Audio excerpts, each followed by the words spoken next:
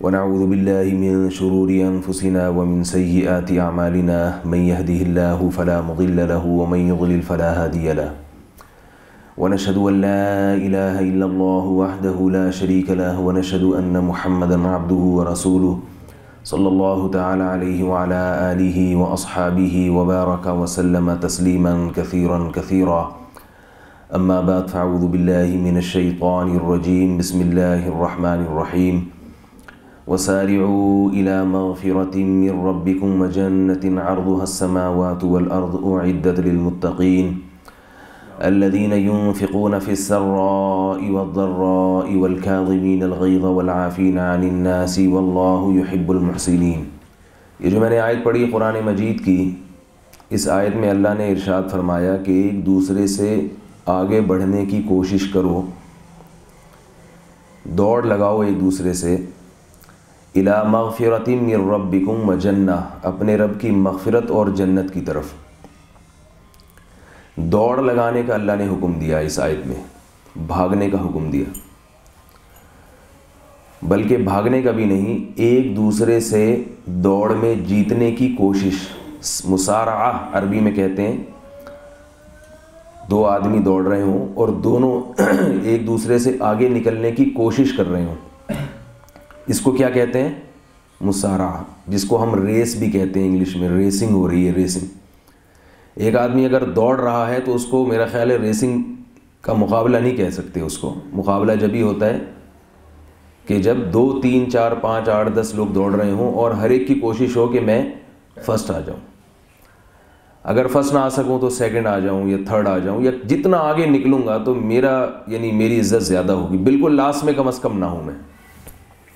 کوشش ہوتی ہے فرسٹ آ جاؤں، نہیں آ سکا تو سیکنڈ آ جاؤں۔ اللہ نے قرآن مجید میں ہمیں دوڑنے کا حکم دیا، کس میدان میں؟ اللہ کی مغفرت اور اس کی جنت، جس کی چوڑائی آسمانوں اور زمینوں کے برابر ہے، یعنی اس سے بھی زیادہ ہے۔ تو دیکھیے یہ دوڑ کا لفظ ایسا ہے، یعنی مقابلہ ایسی چیز ہے کہ آپ جس فیلڈ میں بھی، چاہے وہ دنیا کا شعبہ ہو یا آخرت کا شعبہ ہو، اس میں جب آپ دوسرے سے آگے نکلنے کی کوشش کریں گے تو آپ کامیاب ہوں گے، اور اگر آپ نے دوسروں کو سامنے رکھ کر آگے نکلنے کی کوشش نہیں کی تو پھر آپ کامیاب نہیں ہوں گے۔ اس کی میں آپ کو چند مثالیں دیتا ہوں۔ دنیا میں سب سے ترقی یافتہ قوم جیپنیز کہلاتی ہے، کیونکہ انہوں نے دنیا کی دوڑ میں مقابلے میں سب سے آگے نکلنے کی کوشش کی، اور اب تک وہ آگے ہی آگے بھاگے چلے جا رہے ہیں۔ اس کو ایک مثال سے سمجھیں کہ جو پہلی دفعہ آگے نکل جاتا ہے نا، اس کا مقابلہ کرنا پھر بہت مشکل ہوتا ہے۔ گاڑیوں کی ریس ہو رہی ہے، ایک گاڑی ہے 200 کلومیٹر فی گھنٹہ کی رفتار سے بھاگ رہی ہے، دوسری جو اس سے پیچھے ہے وہ بھی 200 کلومیٹر فی گھنٹہ کی رفتار سے بھاگ رہی ہے۔ اب دونوں کی جو یعنی ایکسیلریشن ہے، جو اسرا جسے کہتے ہیں اردو میں، یا اس کو آپ رفتار کہہ سکتے ہیں، دونوں کی رفتار کتنی ہے؟ بولیے بھائی، 200 کلومیٹر فی گھنٹہ، یعنی کانٹا جو ہے نا 200 پہ آیا ہوا ہے۔ لیکن کیا جو گاڑی دوسرے نمبر پر ہے وہ 200 کلومیٹر فی گھنٹہ کی رفتار سے پہلی والی گاڑی کو اوورٹیک کر سکتی ہے، اس کو کراس کر سکتی ہے؟ اب اگر کوئی کہے کہ بھئی یہ دونوں کی اسپیڈ تو بالکل ایک جیسی ہے تو دونوں کو فرسٹ آنا چاہیے، لیکن دونوں پہلے نمبر پہ آ سکتی ہیں؟ نہیں آ سکتی۔ کیوں؟ پہلی والی گاڑی نے 200 پہ جو کانٹا آیا ہے نا، وہ 30 سیکنڈ پہلے آ گیا ہے، اس کا کانٹا، یا 1 سیکنڈ پہلے آ گیا ہے وہ، اور دوسری گاڑی 200 پر آنے میں اس نے وہ 1 سیکنڈ کی تاخیر کر دی ہے۔ اب دوسری گاڑی کو پہلے نمبر پر آنے کے لیے اپنی اسپیڈ 200 سے زیادہ کرنی پڑے گی، یعنی اس سے زیادہ محنت کرنی پڑے گی جو گاڑی پہلے نمبر پر ہے۔ تو 200 کلومیٹر فی گھنٹہ کی رفتار سے جو گاڑی چل رہی ہے، دوسری والی گاڑی اس سے آگے ہرگز نہیں جا سکتی اسی اسپیڈ میں، اس کو اپنی اسپیڈ بڑھانی پڑے گی۔ یعنی ہم یوں کہہ سکتے ہیں کہ جو پہلی مرتبہ آگے نکل گیا، چاہے وہ 1 سیکنڈ کے فاصلے سے ہو، تو دوسرے آدمی کو اس سے آگے نکلنے کے لیے اس سے زیادہ محنت کرنی پڑے گی۔ اگر اتنی ہی محنت کریں گے تو وہیں پہ رہیں گے آپ۔ اب ہمیں سائنسی ترقی کے لیے اگر ہم چاہتے ہیں ہم جاپان سے آگے نکل جائیں تو جتنی محنت اس وقت جاپان کر رہا ہے اتنی محنت کریں گے تو جاپان سے آگے نہیں نکلیں گے، کیونکہ جاپان ہم سے 500 سال آگے بھاگ چکا ہے، تو ہمیں اس سے ڈبل محنت کرنی پڑے گی، تو پھر 100-200 سال کے بعد جا کے جاپان کو ہم کراس کر پائیں گے. جبکہ محنت ہم یعنی مقابلہ تو ہو رہا ہے وہ پہلی والی گاڑی 200 کلومیٹر فی گھنٹہ کی رفتار سے، اور ہم 200 پہ بھی نہیں ہیں، بلکہ ہم بریک لگا کے کھڑے ہوئے ہیں. 11:30 بجے پہنچ رہے ہیں، بیان کا ٹائم تھا 11 بجے، ہم پہنچ کتنے بجے رہے ہیں؟ یعنی آدھا گھنٹہ اور لیٹ ہیں ہم، اور مزید لیٹ ہوتے ہوتے نہ دین کے نہ دنیا کے کسی، معذرت آپ لوگوں کو میں کوئی طنز نہیں کر رہا آپ لوگوں پہ، سب کا یہی حال ہے، ہم سب کا یہی حال ہے. تو میں جو باتیں کر رہا ہوں سب اپنے لیے بھی کر رہا ہوں، آپ لوگ کے لیے بھی، سب کے لیے. تو اللہ نے جو کامیابی کے اصول بیان کیے ہیں نا قرآن مجید میں، وہی اصول دنیا میں کامیاب ہونے کے بھی ہیں اور وہی اصول آخرت میں کامیاب ہونے کے بھی ہیں. تو پہلی بات ہمیں یہ پتہ چلی کہ آگے نکلنے کا جب تک جذبہ نہیں ہوگا آپ کامیاب نہیں ہوں گے، چاہے وہ دین کا معاملہ ہو چاہے وہ دنیا کا معاملہ ہو. اس کو میں یہ پہلی بات کو ایک اور مثال سے سمجھاتا ہوں. دیکھو جو لوگ چاہتے ہیں کہ جو آدمی چاہتا ہے میں دولت مند بن جاؤں، دولت مند، تو دولت مند کی ڈیفینیشن تو بہت آسان ہے، جس کے پاس پیسہ ہو وہ کیا کہلائے گا؟ دولت مند. تو آپ میں سے ہر شخص کی جیب میں کچھ نہ کچھ پیسے بھی پڑے ہوئے ہوں گے، کیا خیال ہے؟ تو اس سے آپ لوگ کہلائیں گے دولت مند؟ بول لینا کہ گورنمنٹ کی طرف سے پابندی ہے بولنے پر. بھائی ہے ایسا کچھ؟ پیسہ تو ہر آدمی کے پاس ہے. وجہ کیا ہے کہ اتنا نہیں ہے جتنا دولت مندوں کے پاس ہوتا ہے. ممکن ہے آپ میں سے کسی کے پاس ہو تو وہ دولت مند ہو. میں ایک مثال دے رہا ہوں. تو دولت مند کی پہلے زمانے میں ڈیفینیشن کچھ اور تھی، اس زمانے میں ڈیفینیشن کچھ اور ہے. پہلے زمانے میں دولت مند اسے کہتے تھے جس کے پاس پکا گھر ہو، جھونپڑی نہ ہو، جس کو 3 ٹائم کا کھانا مل جاتا ہو، کیونکہ اس زمانے میں لوگوں کو 2 ٹائم کا کھانا ملتا نہیں تھا. جس کے پاس گائے بیل اور بھینسیں بہت ہوں اس کو کہتے تھے دولت مند. جس کے پاس بکریاں ہوں، جس کے پاس مرغیاں ہوں، یہ مال سمجھا جاتا تھا. اب مرغی پالنا کون سا مشکل کام ہے، بکری پالنا کون سا مشکل کام ہے. اب تو غریب آدمی وہ ہے جو بکریاں چرا رہا ہے. تو دولت مند پہلے زمانے میں اسے کہتے تھے جو دوسروں کے مقابلے میں زیادہ مال رکھتا ہو. آج بھی دولت مند کسے کہیں گے؟ جو دوسروں کے مقابلے میں زیادہ مال رکھتا ہو. کیوں؟ اس لیے کہ وہ دوڑ میں آگے بڑھ گیا. یہ جو ہم کہتے ہیں نا فلاں کے پاس بڑا پیسہ ہے، بڑا کا مطلب مجھ سے زیادہ ہے. بڑا کا زیادہ پیسے کا کیا مطلب ہے؟ مجھ سے اور میرے جیسے اور لاکھوں لوگوں سے زیادہ ہے. یعنی وہ جو ریس لگی ہے نا، دولت کی جو ریس لگی ہوئی ہے، اس ریس میں جو آگے نکلے گا اس کو ہم کہیں گے دولت مند، اور اس ریس میں جو پیچھے رہ گیا اس کو ہم کیا کہیں گے؟ غریب. چاہے وہ اس کے پاس سب کچھ ہو، سب کچھ اس کے پاس اگر موجود ہے. آج غریب سے غریب آدمی کے پاس بھی سب کچھ موجود ہے. ورنہ جو قرآن و سنت کی روح سے اگر دیکھا جائے تو حدیث میں آتا ہے جس کے کو 2 وقت پیٹ بھر کے کھانا مل گیا، رات کو سر چھپانے کی جگہ مل گئی، اور جسم بیماریوں سے محفوظ ہے اس کا. تو آپ صلی اللہ علیہ وسلم نے فرمایا اللہ نے گویا پوری دولت سمیٹ کر اس کو دے دی ہے، پوری دنیا کے. بھی غریب نہیں کہہ سکتا اپنے آپ کو، لیکن آج کل تو غریب اسی کو کہا جاتا ہے کہ صرف کھانے کو پیسے ہیں اور کچھ ہے ہی نہیں. فلم دیکھنے کے پیسے ہی نہیں ہیں میرے پاس، اور جناب عیاشی کے پیسے ہی نہیں ہیں، اس کو کہا جاتا ہے. تو دنیا میں اگر کوئی دولت کے لحاظ سے کامیاب ہونا چاہتا ہے تو پیسہ رکھ لینا کافی نہیں ہے. اس کو دیکھنا پڑے گا کہ بھائی مجھے تو لاہور کے علاقوں کے نام نہیں آتے نا، میں کراچی کی مثال ہی دوں گا. تو میں کسی غریب علاقے میں رہتا ہوں تو مجھے ڈیفنس میں جب تک میرا گھر نہیں بنے گا تو میں اپنے آپ کو دولت مند نہیں سمجھوں گا. کیا خیال ہے؟ کیونکہ اب ڈیفنس سے اونچی آبادی شاید ہو لیکن عام طور پہ مشہور نہیں. تو وہ یہ کرائٹیریا ہے آگے نکلنا. تبھی لوگ دوڑ لگاتے ہیں تو پھر آگے نکل جاتے ہیں. آپ نے دیکھا ہوگا جب ملازمت جو لوگ کرتے ہیں تو اس میں گریڈ کا سسٹم ہے. 14ویں گریڈ 16ویں گریڈ تک نیچے کا طبقہ ہے، پھر 17ویں گریڈ سے آفیسر رینک شروع ہو جاتا ہے، پھر اس میں 18واں ہے، 19واں ہے، پھر وزیر اعظم کا معلوم نہیں ہے 20واں ہوگا 22واں ہوگا. یہ پورا سیٹ اپ جو دنیا کا چل رہا ہے یہ بھی کمپٹیشن پہ چل رہا ہے، ایک دوسرے سے آگے نکلنا.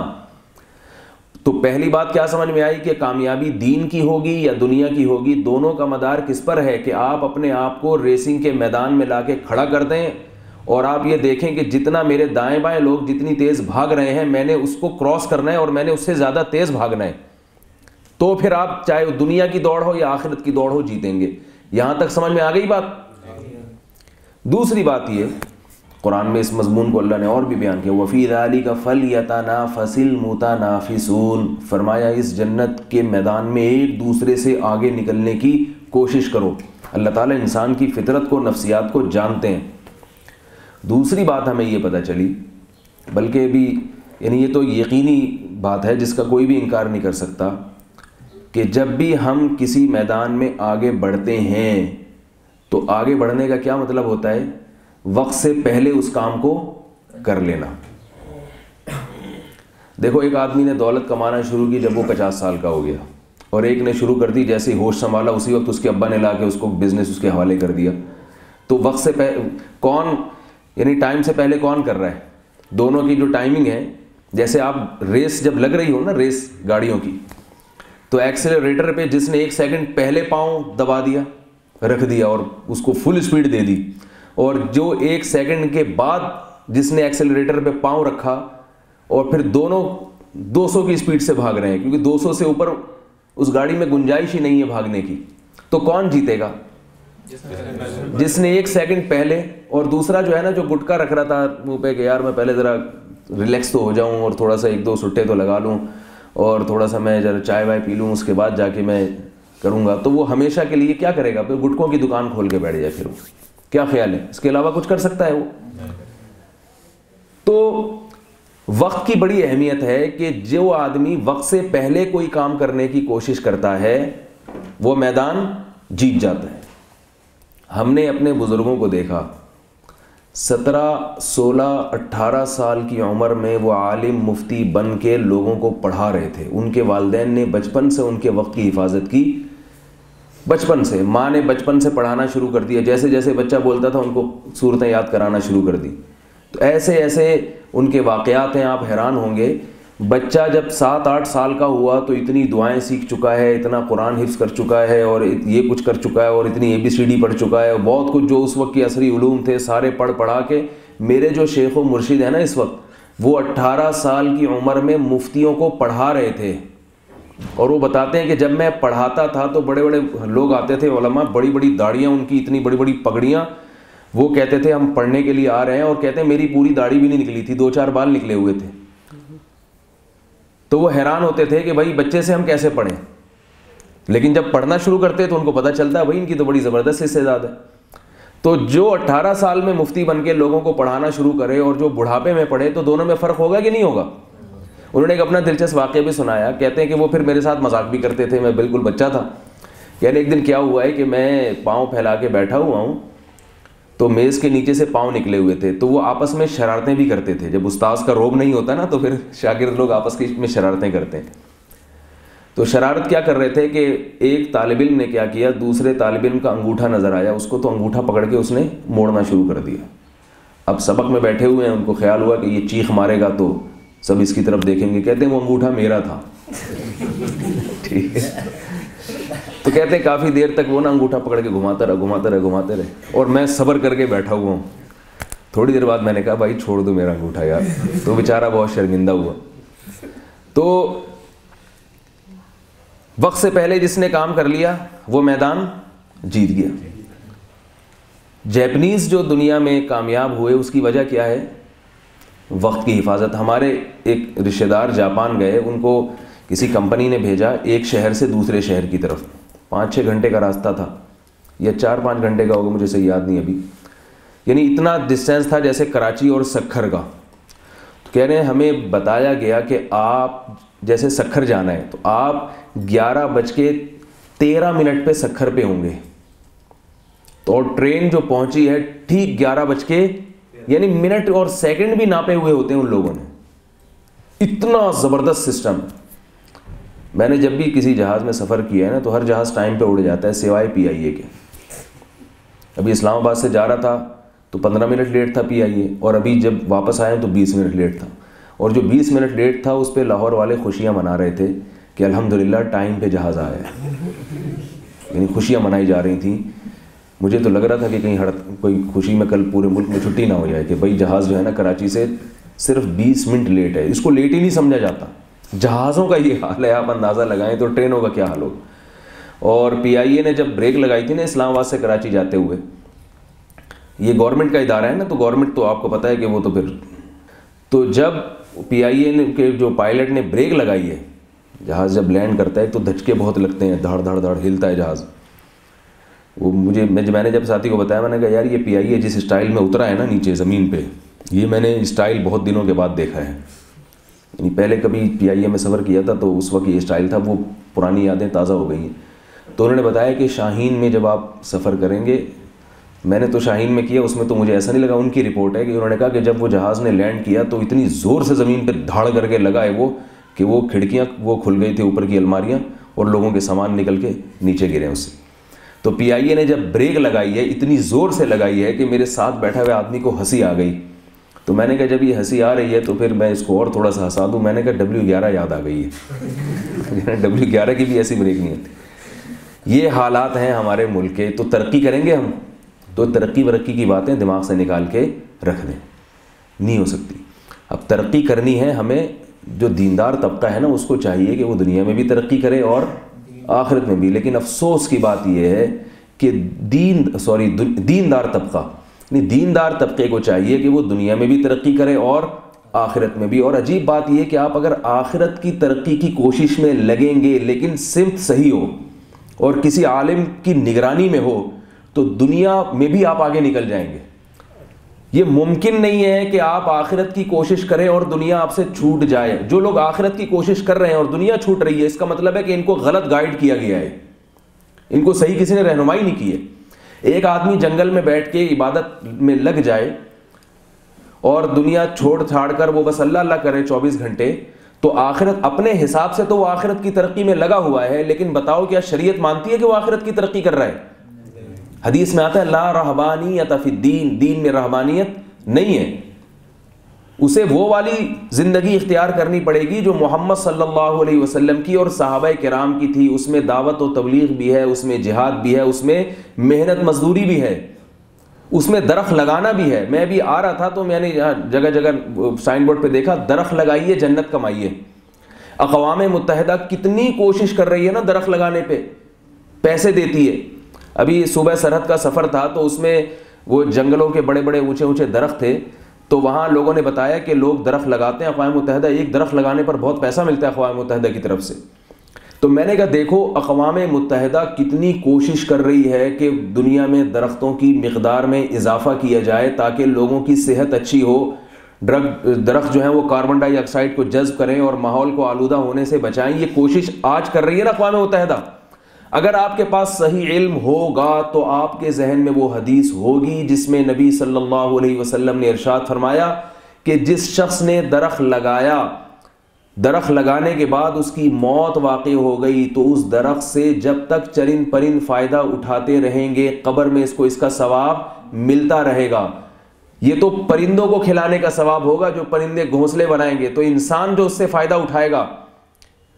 آپ ماحول کو آلودہ ہونے سے بچائیں گے، لوگوں کی صحتیں آپ کی وجہ سے اچھی ہوں گی، کسی کو سایہ ملے گا اس درخت میں، تو اس انسان کو نفع پہنچانے کا ثواب نہیں ملے گا، وہ تو اور زیادہ ملے گا. اور پرندوں کو کھلانے کا ثواب زیادہ ہے یا انسان کی خدمت کا ثواب زیادہ ہے؟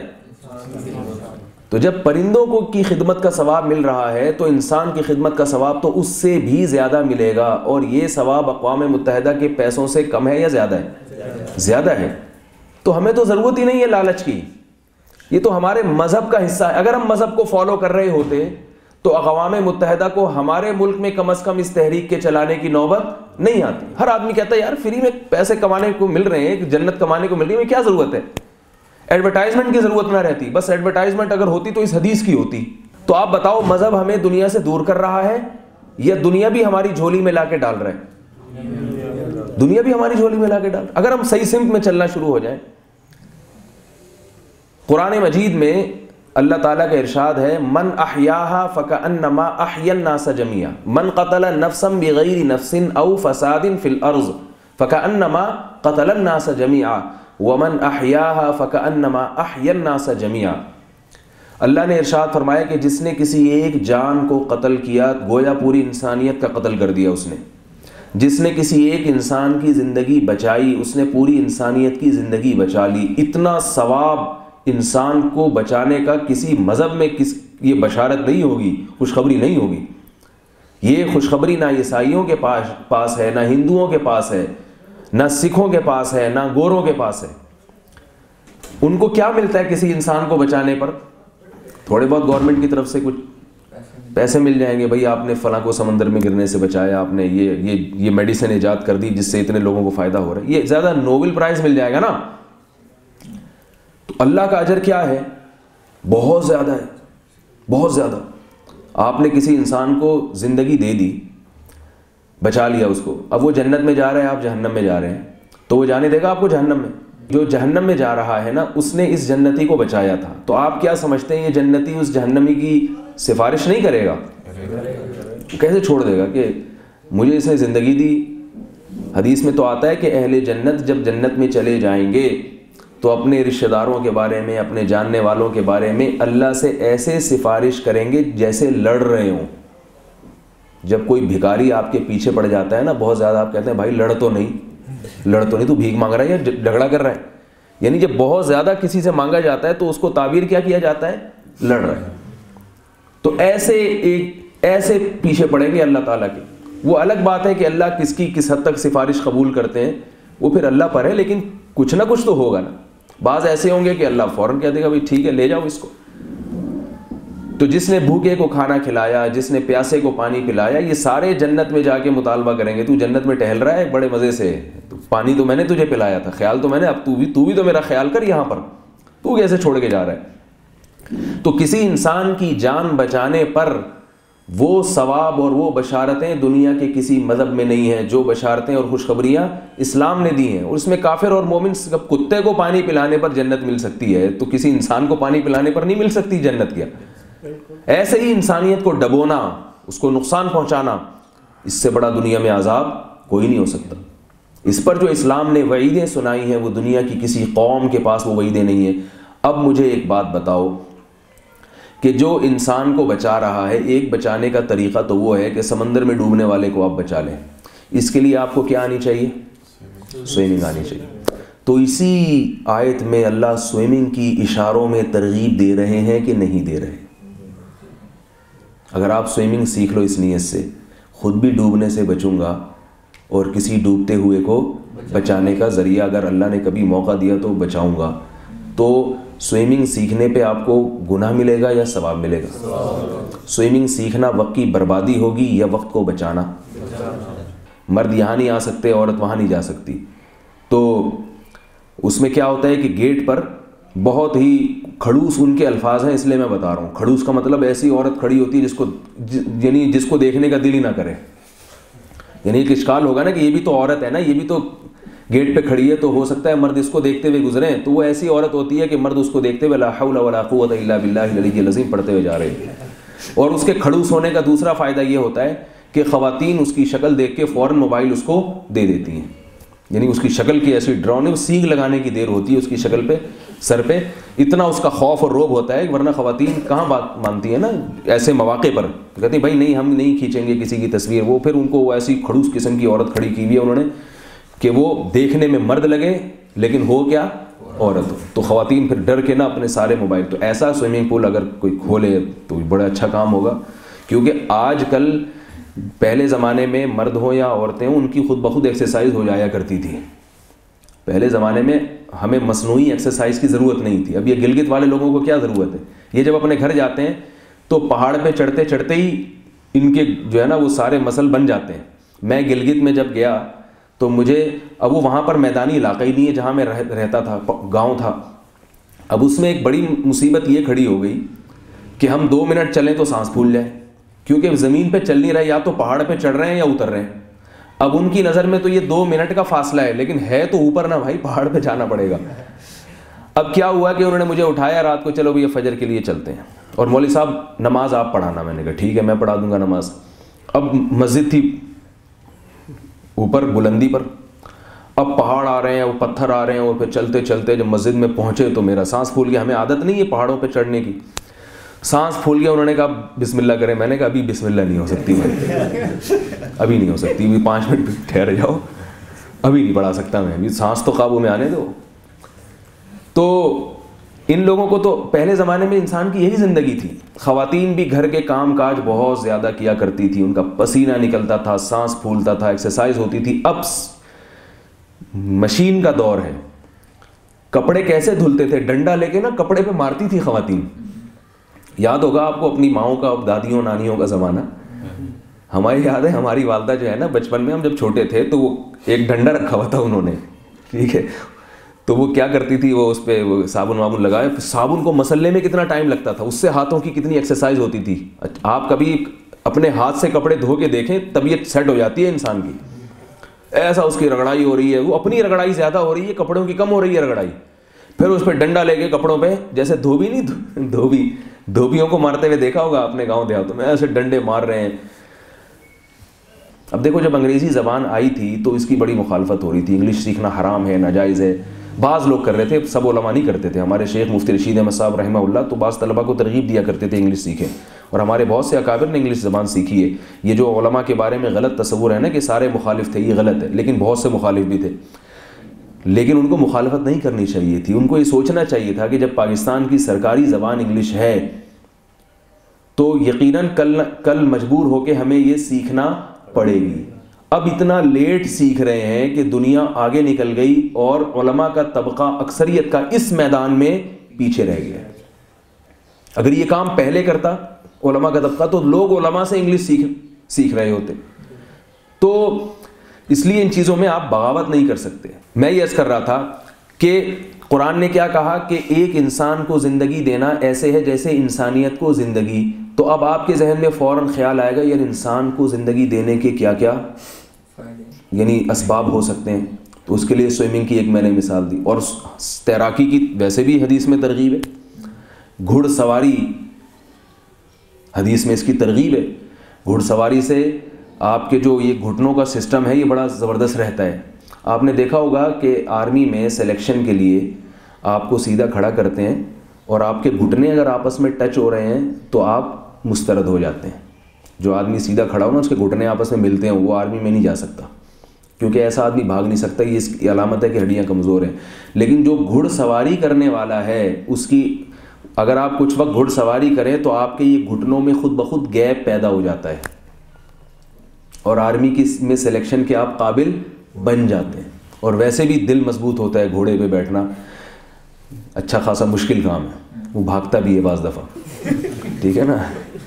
ابھی میں وہاں گیا, ایبٹ آباد جانا ہوا, تو وہ یہ تفریح کے لیے ہم لوگ گئے تھے, یہاں نتھیا گلی ہے نا, تو وہاں گھوڑے بھی تھے. تو مجھے خیال ہوا کہ تھوڑا سا بیٹھتے ہیں اس پہ.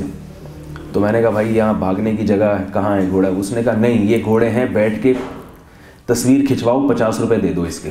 میں نے کہا یار یہ کیا گھوڑا, یہ گھوڑا ہے بیٹھ کے تصویر کھنچواؤ. اور تو لوگ بیٹھ رہے تھے اس پہ, چلنے پر پابندی تھی گھوڑے کی, کیونکہ لوگ ڈرتے تھے نا کہ وہ بھاگے گا تو دل مضبوط ہوتا ہے. تو 50 روپے دے رہے ہیں اس کو, اور اپنی تصویر کو اپنی سیلفیاں بنا رہے ہیں, اور جناب یوٹیوب پہ اور فیس بک پہ شو مار رہے ہیں, رشتے بھیج رہے ہیں کہ دیکھو. جب لڑکی والے تصویر مانگ رہے ہیں تو گھوڑے پہ بیٹھے. یہ نہیں کہ یہ گھوڑا تھوڑا سا ہلے گا تو بس یہ گئے. تو ہمارے ایک استاذ کہا کرتے تھے کہ جو آدمی گھوڑے کو قابو نہیں کر سکتا نا, وہ بیوی کو بھی قابو نہیں کر سکتا. اس لیے پہلے گھوڑ سواری سیکھیں, گھوڑے کو لگام دینا سیکھیں, پھر بیوی پہ آپ قابو پا سکتے ہیں. تو اب دیکھو ہماری شریعت نے جان بچانے کی ترغیب دی. اب جان بچانے کے جتنے بھی طریقے ہیں وہ سارے اس میں آ گئے. ایک دفعہ ایک یونیورسٹی کے اسٹوڈنٹ نے مجھ سے سوال پوچھا, وہ MBBS کر رہے تھے. انہوں نے مجھ سے یہ سوال پوچھا کہ میں جو MBBS کر رہا ہوں, ڈاکٹر بن رہا ہوں, میں تو علم کی فضیلت تو سنی ہے, اور سنتے ہیں کہ علماء کہتے ہیں کہ علم سے دینی علم مراد ہے, تو کیا یہ میرا پڑھنا عبادت ہے؟ میں اس کو دین سمجھ کے پڑھوں تو محنت کروں؟ کیونکہ مسلمان میں دنیا کی محبت نہیں ہوتی. کہتا ہے یار خام خام میں اتنے مرنا تو ہے, تو کیا کرنا ہے اتنا بڑا ڈاکٹر بن کے, پیسے آئیں گے تو کیا کرنا ہے. تو دیندار طبقہ نا یہ سوچ کے کہ ہم نے کیا کرنا ہے آگے بڑھ کے, بھائی ایک دن آئے گا مر جائیں گے. ایک دفعہ کیا ہوا, میں نے ایک نوجوان کو ترغیب دی, میں نے کہا بھائی تم بہت زیادہ باریک ہو, اتنا باریک ہونا مناسب نہیں. ایک ہوتا ہے پتلا ہونا, ایک ہوتا ہے باریک ہونا. میں نے کہا تو بہت ہی باریک ہو تم, جو بھی دیکھتا ہے دل کرتا ہے تمہیں زکوٰۃ فطرانہ دے دے, ایسا لگتا ہے, حالانکہ مالدار آدمی تھا. میں نے کہا تم جم جایا کرو, تھوڑی سی باڈی بلڈنگ کرو. تو اس نے جواب کیا دیا, اس نے کہا مر جائیں گے تو قبر میں اس باڈی کو کیڑوں نہیں تو کھانا ہے نا, جسم کو کھانا کس نے, کیڑوں نہیں کھانا ہے. تو میری طبیعت میں تھوڑا سا مزاح ہے نا, میرا دل چاہا, وہ تو تھوڑا ذرا سنجیدہ تھے, میں نے ان سے یہ کہا نہیں, لیکن میں دل چاہا میں ان سے کہوں کہ میں نے کہا کیڑوں کے کھلانے کے لیے بھی تو کچھ رکھو. اسی نیت سے چلے جاؤ کہ یار کوئی کیڑوں کا تو پیڑ بھرے کم از کم قبر میں, وہ تو دعائیں دیں یار کوئی تگڑا مال آیا ہے. تو یہ دماغ میں وسوسہ ہے کہ کیڑوں نہیں کھانا ہے تو اس باڈی کو بلڈ کرنے کی کیا ضرورت ہے. بھائی یہ جب سوچنا چاہیے کہ باڈی کو بلڈ کیا جا رہا ہے صرف اس باڈی برائے باڈی مقصود ہو, وہ تو پھر ظاہر ہے وہ تو انجام اس کا فنا ہے, تو کیوں. لیکن اگر آپ اس میں نیت اچھی کر لو, المؤمن القوی خیر من المؤمن الضعیف, اللہ کو طاقتور مومن کمزور مومن سے زیادہ محبوب ہے, کیونکہ طاقتور مومن زکوٰۃ لیتا نہیں ہے بلکہ زکوٰۃ دیتا ہے. اسے دیکھ کے زکوٰۃ دینے کا دل نہیں کرتا بلکہ اسے زکوٰۃ مانگنے کا دل کرتا ہے. کیا خیال ہے؟ موٹے آدمی کو دیکھ کے دل چاہتا ہے نا کہ اس کے پاس اضافی پیسہ ہے. یہ دو آدمی جا رہے تھے, ایک بہت موٹا تھا ایک بہت باریک سا دبلا سا. تو وہ جو بہت دبلا آدمی وہ آگے آگے جا رہا تھا, دبلوں کی اسپیڈ زیادہ ہوتی ہے, وہ آگے آگے جا رہا تھا. تو کسی نے اس سے کہا کہ یار اس کو دیکھ کے ایسا لگتا ہے کہ قحط پڑا ہوا ہے. پیچھے وہ موٹا آ رہا تھا تو اس کو دیکھ کے فوراً کہا اچھا قحط کی وجہ سمجھ میں آ گئی, کیوں پڑا ہوا, سارا تو یہی کھا جاتا ہے جتنا اس ملک میں ہے, تو ظاہر ہے پھر لوگ ایسے اسی حالت میں ہوں گے. تو طاقتور مومن اللہ کو کمزور مومن سے زیادہ محبوب ہے, اس لیے کہ طاقتور مومن گھر میں بھی اچھا لگتا ہے, وہ بیوی بچوں کی خدمت کر سکتا ہے, دوستوں کی خدمت کر سکتا ہے, اور جو کمزور ہے وہ دوسروں پہ بوجھ بنے گا, بوجھ بنے گا. اب ہر وہ چیز جو ہماری صحت کو بنانے میں معاون اور مددگار بنتی ہے وہ ہمارے مذہب کا حصہ ہو گئی کہ نہیں ہو گئی. دیکھو جاپانی یا چائنا والا یا امریکہ والا جب اپنی صحت کی فکر کرتا ہے تو اس کے دماغ میں ایک بات ہوتی ہے کہ یہ ہے ختم ہونے والی تھوڑے دنوں میں, لہذا وہاں سب لوگ اپنی صحت کی فکر نہیں کرتے. لوگ جو کہتے ہیں نا گورے اپنی صحت کا بہت خیال کرتے ہیں, سب نہیں کرتے. اگر وہ سارے اپنی صحت کا خیال کرتے تو وہ شراب پیتے؟ شراب کہاں سے آئی ہے؟ وہیں سے تو آئی ہے. کیا وہ نشہ کرتے؟ نہیں کرتے اگر وہ صحت کا خیال. لیکن نشہ سب سے زیادہ ان ملکوں میں ہے. وہ کولڈ ڈرنک پیتے ہیں؟ نہیں پیتے اگر وہ صحت کا خیال. کولڈ ڈرنک کہاں سے آئی ہے؟ مسلمانوں کی پروڈکٹ ہے یہ کولڈ ڈرنک, جو پیپسی اور آپ لوگ اپنی ہڈیوں کو گھلا رہے ہیں پی پی کے, کیلشیم کو تباہ و برباد کر رہے ہیں. یہ کہتے ہیں کہ 6 گلاس دودھ سے جتنا کیلشیم بنتا ہے نا, ایک پیپسی وہ کیلشیم ختم کرنے کے لیے کافی ہے. دودھ پی نہیں رہے, بوتلیں پی رہے ہیں. یہ تو دودھ پی کے اگر بوتلیں پیتے تو وہ دودھ ضائع ہو جاتا آپ کا. چائے پی رہے ہیں ماشاءاللہ. ابھی چائے کی بھی میں نے شروع کر دیا چائے کے خلاف بولنا. مجھے پہلے چائے کے بارے میں اتنی تحقیق نہیں تھی, اس لیے میں خاندانی چائے اور غیر خاندانی چائے میں نے 2 قسمیں بنائی ہوئی تھی چائے کی. اب جو ہے نا چائے کے بارے میں جب تحقیق ہو گئی ہے میں نے خود بھی چھوڑ دی اور اب میں چھڑوا بھی رہا ہوں. جو میرے بیانات میں آنے والے لوگ ہیں وہ نیت کر لیں ہم نے چائے نہیں پینی. چائے کیلشیم کو ختم کرتی ہے جسم سے, ہڈیوں کو خراب کر دیتی ہے, بچوں کی تو ایسی کی تیسی کر دیتی ہے چائے. تو اب اس میں ان تمام چیزوں کی جو حدیث میں آتا ہے کہ طاقتور مومن کمزور مومن سے زیادہ محبوب ہے, اللہ کو زیادہ محبوب ہے. اب بتاؤ اس حدیث میں چائے چھوڑنے کی ترغیب ہے یا نہیں ہے؟ کیا خیال ہے؟ اس حدیث میں پیپسی نہ پینے کی ترغیب ہے یا نہیں؟ اب سگریٹ کے ڈبوں پہ یہ لکھنا کہ خبردار سگریٹ نوشی صحت کے لیے مضر ہے, اس کی ضرورت ہر ڈبے پہ لکھنے کی ضرورت نہیں, یہ حدیث کافی ہے. اسی وجہ سے علماء میں سگریٹ پان تمباکو کا ریشو کم ہے, عوام میں زیادہ ہے. میں نے نہیں دیکھا کوئی مولانا صاحب جو مشہور بھی ہو سگریٹ پیتے ہوں, لوگ چڑھ جائیں گے ان کے اوپر حضرت کیا کر رہے ہیں آپ, اس لیے کہ یہ مذہب کے خلاف سمجھی جاتی ہے یہ چیز. اور سعودی عرب کے علماء نے تو بالکل اس کے حرام ہونے کا فتویٰ دیا ہے, حرام ہونے کا فتویٰ دیا ہے کہ صحت کے لیے نقصان دہ لہذا حرام ہے. تو اب تیراکی سیکھنا بھی ہمارے مذہب کا حصہ, میڈیکل کالج میں پڑھنا بھی ہمارے مذہب کا حصہ. میں نے اس طالب علم کو کیا کہا, میں نے کہا دیکھو آپ قرآن کیا کہہ رہا ہے کہ ایک انسان کی زندگی کی حفاظت ایسے ہے جیسے تمام انسانوں کو بچا لیا آپ نے. تو ڈاکٹر کئی انسانوں کی زندگی بچانے کا ذریعہ بنتا ہے یا نہیں بنتا؟ جیسے ڈاکٹر لوگ بہت سے انسانوں کو مروانے کا ذریعہ بنتے ہیں، نالائق ڈاکٹر جو پیسہ کھانے والے لوگ ہیں، اسی طرح ڈاکٹر بہت سے انسانوں کو زندگی دینے کا ذریعہ بھی بنتے ہیں۔ میڈیکل سائنس نے ترقی نہ کی ہوتی تو آج اتنے سارے جو ہمارے جو ایکسیڈنٹ ہوتے ہیں اور ہارٹ اٹیک ہوتا ہے، بندہ پڑا ہوا ہے، پہلے زمانے میں بچتا تھا کیا؟ بولو بھائی، پہلے زمانے میں اٹیک ہوتا نہیں تھا کیونکہ لوگوں کی یہ الٹی سیدھی خوراکیں نہیں تھی، اس ہزاروں میں کسی ایک کو اٹیک ہوتا تھا، لیکن اگر ہو گیا تو بچنے کا کوئی چانس نہیں ہے، گیا بس وہ کام سے۔ شوگر کی بیماری تھی، لوگوں کو پتہ ہی نہیں تھا، تو میڈیکل سائنس نے اتنی ترقی کی ہے۔ گورے نے ترقی کی، اللہ نے دنیا میں اس کو دے دیا، آخرت میں نہیں دے گا۔ اللہ نے کافر کے بارے میں کیا فرمایا؟ من کان یرید العاجلۃ عجلنا لہ فیہا ما نشاء لمن نرید، جو اس دنیا کی خاطر دنیا میں محنت کرے گا نا تو ہم اس کو اس دنیا میں اتنا دے دیں گے جتنا ہم چاہتے ہیں، اور دیں گے بھی اس کو جس کو ہم دینا چاہتے ہیں۔ پتہ یہ چلا کہ گوروں نے جو ترقی کی ہے اس ترقی کا ان کو دنیا میں اتنا بدلہ اللہ نے دیا جتنا اللہ چاہتے تھے، وہ دے دیا اللہ نے ان کو۔ تو ان کے سامنے تو صرف دنیا ہے، ہمارے سامنے کیا ہے؟ آخرت ہے۔ تو ہمیں اگر ہم یہ چاہیں گے اس فیلڈ میں آگے بڑھیں اللہ کی رضا کو شامل کرنے کے لیے، اللہ کی رضا کے لیے، تو ہمیں تو اللہ ان سے زیادہ نوازے گا کہ نہیں نوازے گا؟ کیونکہ دنیا تو بہت تھوڑی، والآخرۃ خیر وابقیٰ، آخرت اس دنیا سے بہتر بھی ہے اور ہمیشہ باقی رہنے والی بھی ہے، بہتر بھی اور ہمیشہ رہے گی، یہ ختم ہو جائے گا۔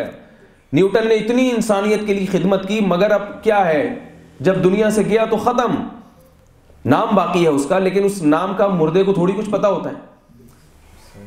لوگ کہیں گے بھائی نیوٹن کا نام باقی ہے، اس کی عزت بہت ہے، اس عزت کا اس کو کیا فائدہ ہو رہا ہے؟ جس کی عزت ہو رہی ہے اس کو پتا چلے تو فائدہ ہوگا نا۔ بھائی آپ زندہ باد کے نعرے لگ رہے ہیں آپ کے حق میں، بھئی آئے گا، بھئی آئے گا، کوئی نہ کوئی تو آئے گا، اور اس دفعہ یہ غفار بھائی ہیں جو الیکشن میں جیتیں گے اور یہ آئیں گے، نہیں نعرے آپ کے کان تک نہیں پہنچ رہے تو آپ کو خوشی ہوگی؟ آپ کو کیا پتا گھر کے باہر کیا ہو رہا ہے؟ آپ کے قتل کی پلاننگ ہو رہی ہے گھر کے باہر، آپ کو نہیں پتا، تو آپ کو خوف پیدا ہوگا؟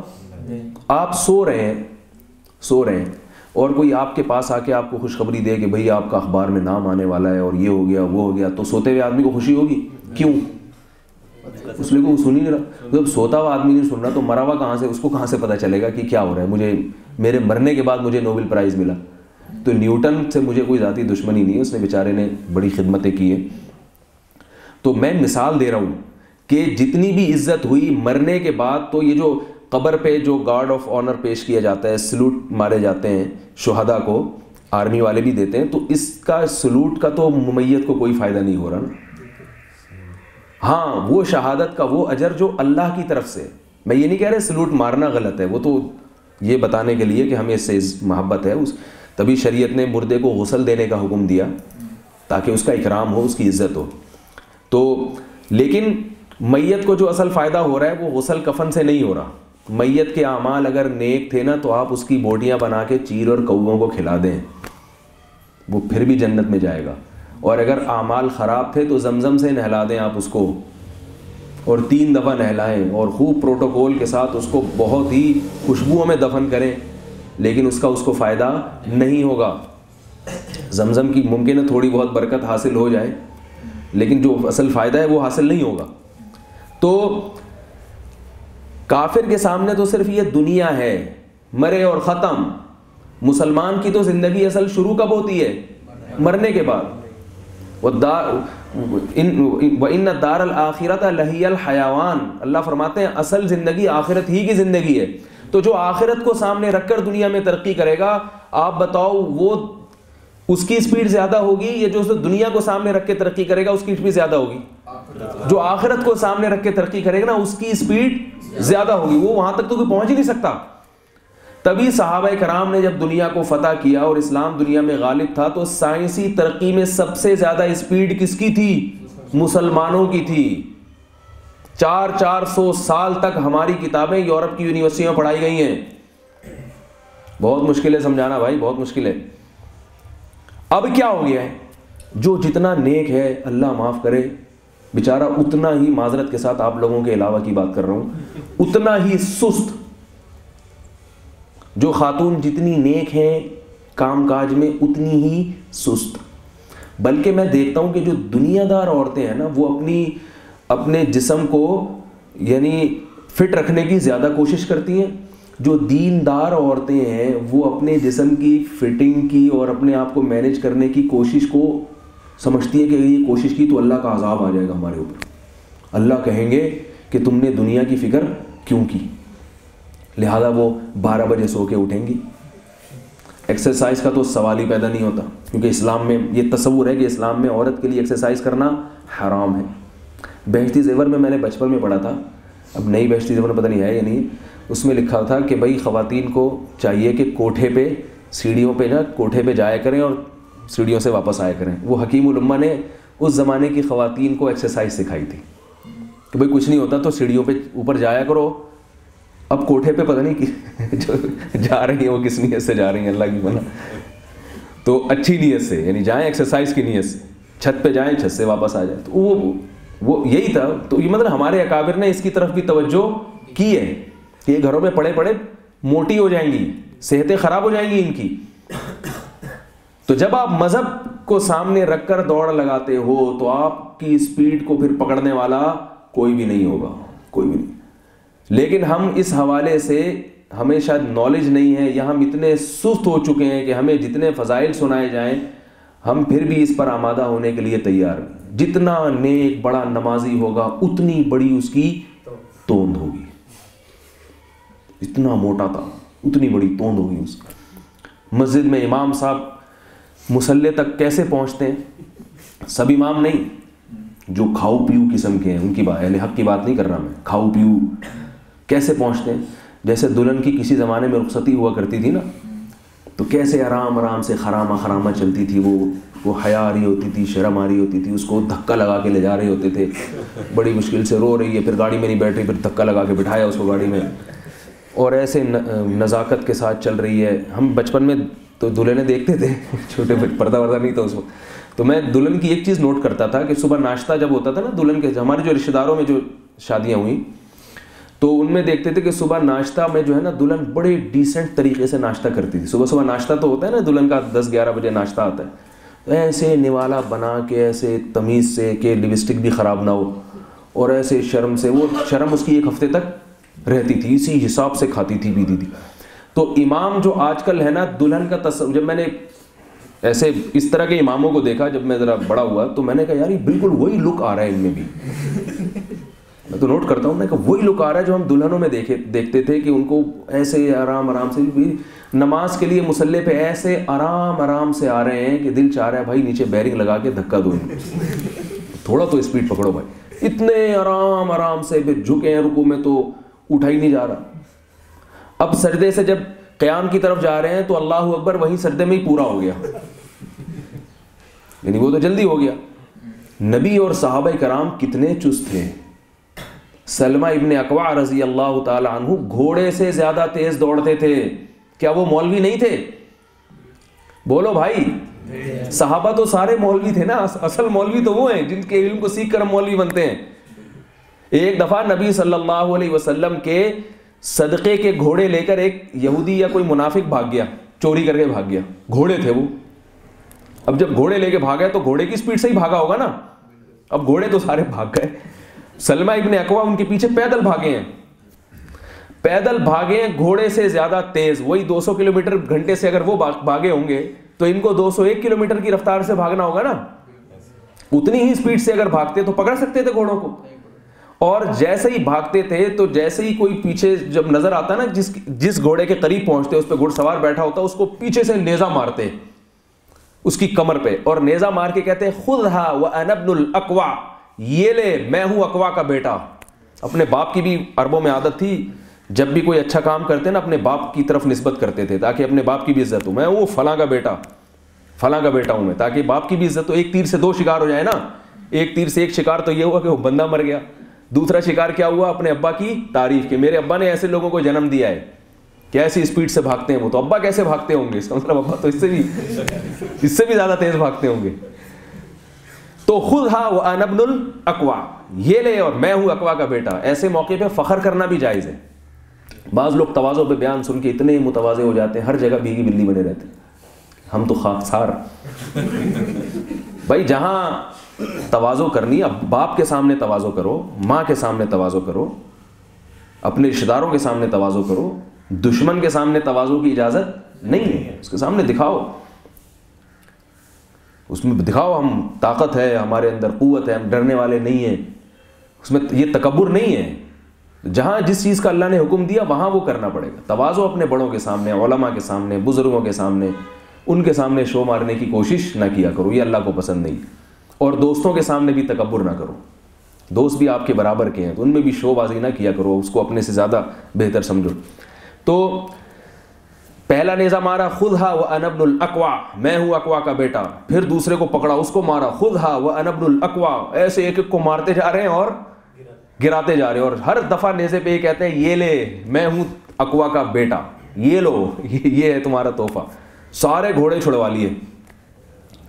تو ایسے دلہن کی طرح چل رہا ہے دیندار آدمی، کیونکہ چلہ لگا کے آیا یہ. ابھی تبلیغ میں آپ نے دیکھا جو بزرگوں کو، اکابر کو، وہ کتنے چست ہیں. میرا تو بہت دنوں سے جانا نہیں ہو، کبھی کبھار اجتماع میں تھوڑا بہت چکر لگاتا ہوں، لیکن بچپن میں جاتا تو میں دیکھتا تھا کہ جو بزرگ حضرات ہیں وضو کیسے کرتے ہیں. میں نے نوٹ کیا وہ ایسے پھرتی سے نکلتے ہیں وضو خانے کی طرف اور 2 منٹ میں وضو کر کے واپس لوٹتے ہیں. آدھی چیزیں لیتے ہیں ہم بزرگوں کی اور آدھی نہیں لیتے، تو عجیب سے بن جاتے ہیں، نہ ادھر کے رہتے ہیں نہ ادھر کے رہتے ہیں. ٹھیک ہے، نہ ادھر کے نہ ادھر کے. تو یہ سستی اور کاہلی دنیا میں کسی قوم کو ترقی کرنے دے گی؟ سوال ہی پیدا نہیں ہوتا. جو آدمی وقت پہ جو کام کرے گا نا وہ بھی آگے نہیں نکلے گا، بس وہ برابر چلے گا. آپ کے آگے نکلنے کے لیے ضروری ہے کہ وقت سے پہلے، نماز کا جو ٹائم ہے اس سے پہلے آپ پہنچ جائیں تاکہ صف اول میں جگہ مل جائے. تو یہ صف اول میں جگہ ملے گی تو قرآن میں، حدیث میں آتا ہے، نبی صلی اللہ علیہ وسلم نے فرمایا جو صف اول میں نماز پڑھنے والے لوگ ہیں قیامت کے دن جب اللہ کا دربار لگے گا تو اللہ کے جو خصوصی درباری ہوں گے نا، خصوصی، حکومت کے پاس عام آدمی نہیں بیٹھتا، خاص لوگ بیٹھتے ہیں جن کے خاص رینک سے اوپر کے لوگ ہوتے ہیں، تو وہ اللہ کے جو خاص مقرب لوگ ہیں اللہ ان کو وہاں بٹھائے گا. اللہ کہے گا یہ میرا جب دنیا میں دربار لگا کرتا تھا تو اس میں یہ سب سے آگے ہوا کرتے تھے، اب آخرت میں جب میرا دربار لگے گا تو اس میں بھی یہ سب سے آگے ہوں گے. جو بالکل ٹائم پہ پہنچ رہا ہے وہ نہ آگے ہوگا نہ پیچھے ہوگا.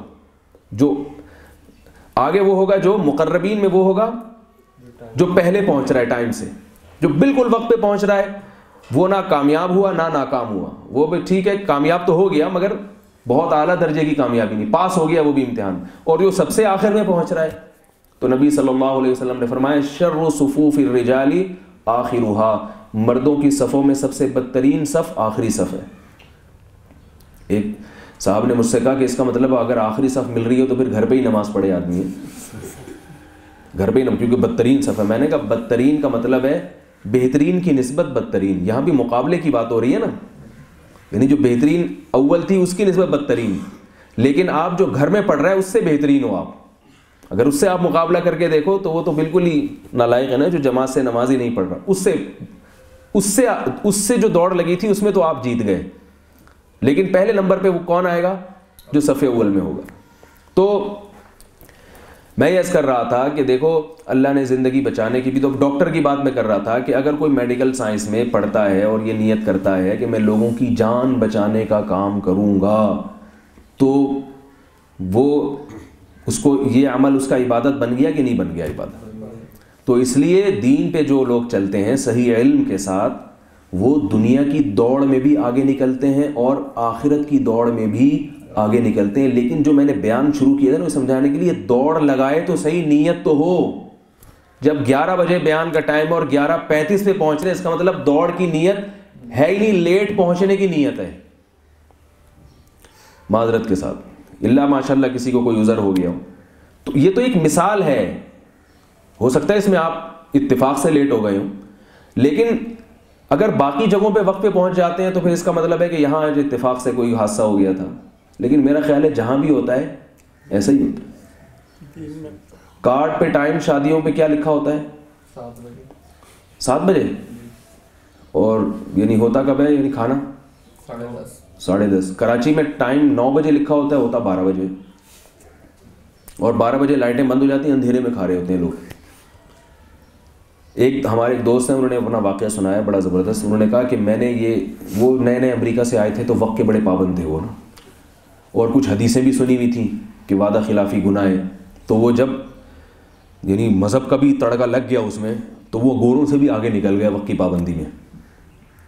وہ جب آئے تو ان کی شادی ہونے لگی تو انہوں نے ولیمے کا ٹائم دیا، کارڈ پہ لکھوایا 9 بجے، اور یہ کہا کہ 9 بجے کا مطلب 9 بجے ہی ہوتا ہے. تو گھر والوں سے پوچھا کھانا شروع کب ہوگا، تو ان کے والدہ نے بتایا کہ بیٹا کھانا لکھا 9 بجے لیکن شروع 11 بجے ہوگا. 10 نہیں 2 گھنٹے لیٹ ہوتا ہے، 11 بجے کھانا شروع ہوگا. انہوں نے کہا پھر کارڈ پہ لکھوائیں کہ 11 بجے، پھر 9 نہ لکھوائیں. بات سمجھ میں آ رہی ہے؟ جب کھانے نے 11 بجے شروع ہونا ہے تو ہم جب 9 بجے کا لکھیں گے تو یہ تو جھوٹ ہو جائے گا نا. تو ہم نے لکھوانا کیا ہے 11 بجے. تو انہوں نے کہا بیٹا اگر 11 بجے لکھوائے تو لوگ آئیں گے 1 بجے. ٹھیک ہے، کیونکہ 11 کا مطلب لوگ کیا سمجھتے ہیں 1، کہ 2 گھنٹے، 11 بجے کوئی بھی نہیں آئے گا. تو انہوں نے کہا نہیں پھر ہم 1 بجے لکھوا لیتے ہیں. تو وہ اس میں والدین سے بھی ان کی بحث بازی ہو رہی ہے، رشتہ دار بھی کہہ رہے ہیں پاگل ہو گیا، اس کا دماغ خراب ہو گیا ہے، لگ رہا ہے کوئی، مجھے پورے الفاظ تو یاد نہیں ہیں ان کے، لیکن اسی قسم کی باتیں ہوئی ہوں گی نا، پاگل ہو گیا، سنک گیا ہے، اور جو ہے نا دماغ خراب ہو گیا. وہ نفسیات بھی پڑھی ہوئی ہے انہوں نے، امریکہ کی کسی یونیورسٹی میں نفسیات میں انہوں نے ماسٹر کیا ہے.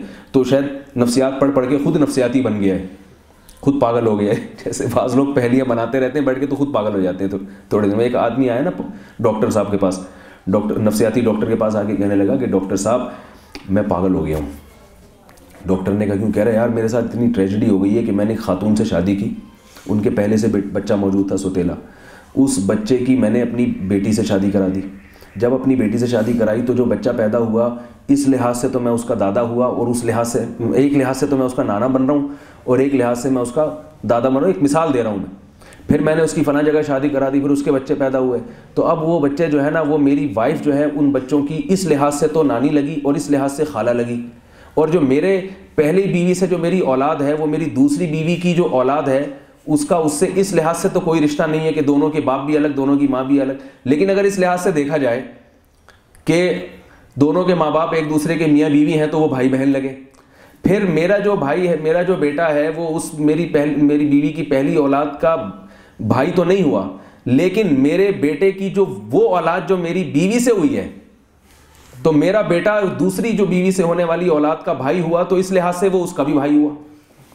اب وہ رشتوں میں نا اتنا لمبا کھینچ تان کے پاگل ہو رہا ہے نا کہ میں کیا کہوں. تو ڈاکٹر کہتا ہے خدا کا واسطہ خاموش رہو، میں بھی پاگل ہو رہا ہوں، میں بھی پاگل ہوں، مجھے ڈر لگ رہا ہے میں نا کسی ڈاکٹر کے پاس چلا جاؤں.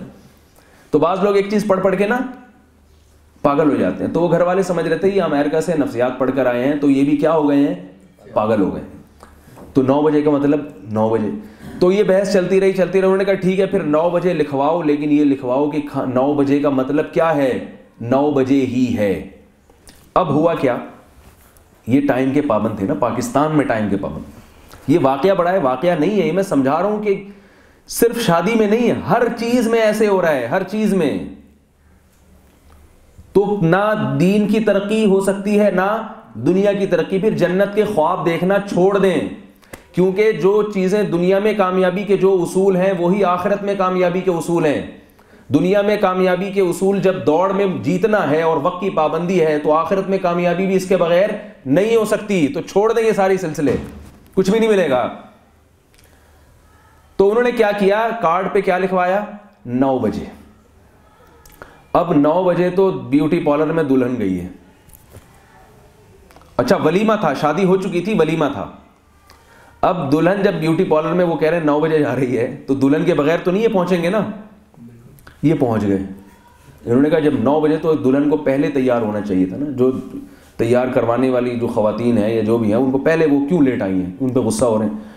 تو وہ پہنچ گئے 9 بجے، دلہن کے بغیر اکیلے پہنچ گئے. انہوں نے کہا غصہ کہ میں ابھی سے دلہن کو نا اپنے حساب سے چلاؤں گا، تاکہ آئندہ اس کو خیال ہو کہ میں نے لیٹ تیار نہیں ہونا ہے. کہیں بھی تقریب میں دعوت میں جاتے ہیں تو ایک دفعہ کی تنبیہ سے دلہن بھی سمجھ جائے گی میرا میاں وقت کا بہت زیادہ پابند ہے. پہنچ گئے. کہہ رہے ہیں میں اکیلا پہنچ گیا وہاں ہال میں، کوئی بھی نہیں ہے، اکیلا دولہا پہنچ گیا. کہہ رہے وہاں جا کے میں نے جو کک تھے ان سے میں نے کہا کہ بھائی کھانا لگا دو, کھانا لگا دو. انہوں نے کہا صاحب کیا بات کر رہے ہو, کون ہو آپ, کھانا کیسے لگے گا, کھانا تو ابھی پکنا شروع ہوا ہے. میں نے کہا بھائی 9 بجے کا ٹائم دیا تھا, کھانا لگے گا, کھانا ابھی لگے گا. وہ غصہ کرے تم کون ہوتے ہو, انہوں نے کہا میں دولہا ہوں. اب دولہا کا سن کر نا وہ تھوڑے سے سٹ پٹائے. بعد اس نے دھمکیاں دی, بولا کہ ابھی جتنی جلدی ہو سکے کھانا لگا دو, کوئی آئے یا نہ آئے. ایک دفعہ کرنا پڑتا ہے, پھر قوم خود ہی عادی ہو جاتی ہے. یہ تو سب شہر میں بات پھیل گئی نا. تو کھانا لگے گا, لازمی لگے گا. ابھی کہہ رہے ان پہ اتنا میں نے دباؤ ڈالا اور میں نے کہا میں پیسے نہیں دوں گا, یہ ہوگا وہ ہوگا. بہرحال وہ جلدی جلدی حرکت میں آیا, کھانا لگا دیا. اکیلے بیٹھے ہوئے ہیں یہ دولہا میاں, کھانا لگ گیا. لیکن جیسے ہی کھانا لگتا ہے تو کھانے ایک ایسی چیز ہے جس کی خوشبو پاکستانی قوم کو 30 کلومیٹر دور سے بھی آ جاتی ہے. کھانا ایک ایسی چیز ہے. تو جب لگا تو پتہ نہیں ہدہد نے مخبری کی ہے یا چڑیاؤں نے یا کوؤں نے, پوری قوم کو پتہ چل گیا. کہیں نہ کہیں سے ایک بھی SMS ہو گیا نا تو پھر لوگ بھاگتے ہیں. صرف ایک کھانا ایسی چیز ہے جس کو لوگ کہتے ہیں کہ یار یہ وقت سے پہلے میرے پیٹ میں اتر جائے. دعوتوں میں ایسا ہوتا ہے نا, بعض شادیوں میں دھڑام سے ٹوٹتے ہیں. یہ نہیں کہ اب آرام سے بیٹھ جاؤ, لیٹ ہو جاؤ تھوڑا سا. بھائی شادی بیاہ میں جب کھانا کھلتا ہے تو کیسا میزوں کی طرف سب بھاگتے ہیں نا اکٹھے. تو اس میں یہ نیت کر لیں کہ میں جیسے فجر کی نماز میں لیٹ تھا, ظہر میں لیٹ تھا, اور ہر کام میرا لیٹ ہو رہا ہے, تو آج میں کھانا بھی تھوڑا سا لیٹ کھاؤں گا. بیٹھے رہیں. اس میں نہیں بیٹھتے ہم لوگ. اس میں کوشش ہوتی ہے سب سے پہلے میں جاؤں. تو جیسے ہی کہہ رہے ہیں وہ اس کی خوشبو عالم میں پھیلی ہے, تو جو رشتہ دار تھے سارے تگڑ دوڑتے ہوئے آ رہے ہیں. اور 15 منٹ کے اندر پوری پبلک پہنچ گئی.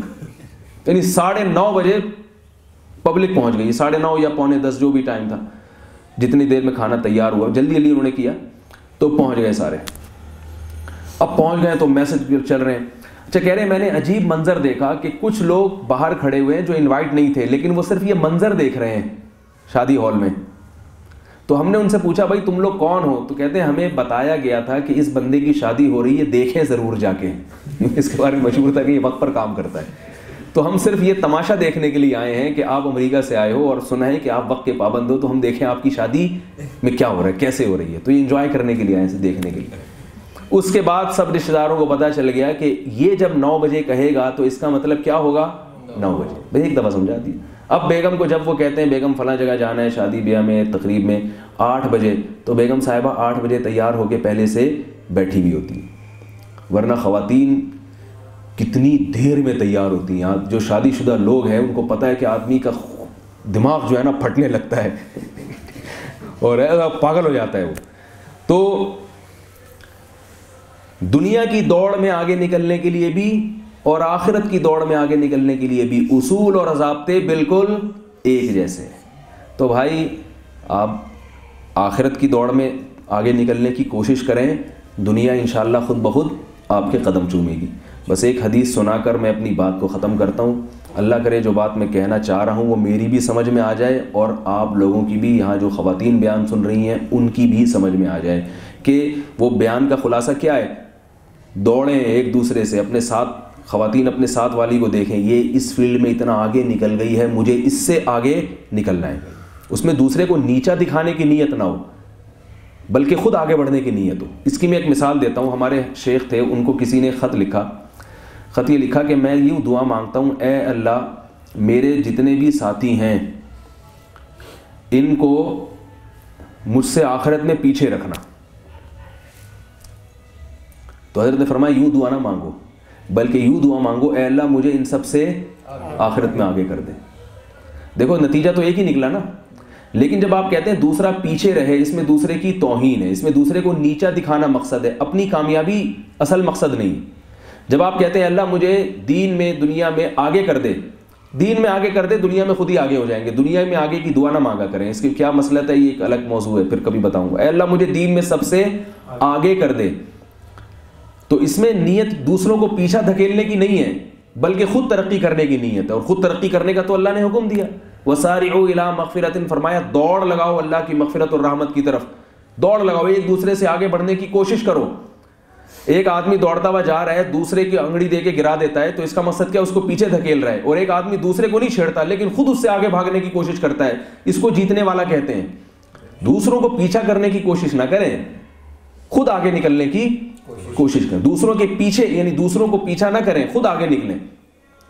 تو یہ اللہ تعالیٰ نے ہمیں حکم دیا.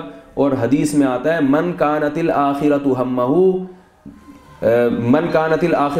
ہمہ جعل اللہ غناہ فی قلبہ وجمع له شملا واتته الدنيا وهي راغمہ ومن كانت الدنيا همه جعل الله فقره بين عينيه وفرق عليه شملا ولم يأته من الدنيا الا ما قدر له. کیسے عجیب الفاظ ہیں حدیث کے. آپ صلی اللہ علیہ وسلم نے فرمایا جس نے آخرت کو سامنے رکھ کر زندگی گزاری. اب دیکھو الفاظ دیکھو, کام سارے وہی کر رہے ہیں جو گورے کر رہے ہیں, وہ بھی ترقی کر رہے ہیں, یہ بھی ترقی کر رہا ہے, مگر مقصد اس کا کیا ہے؟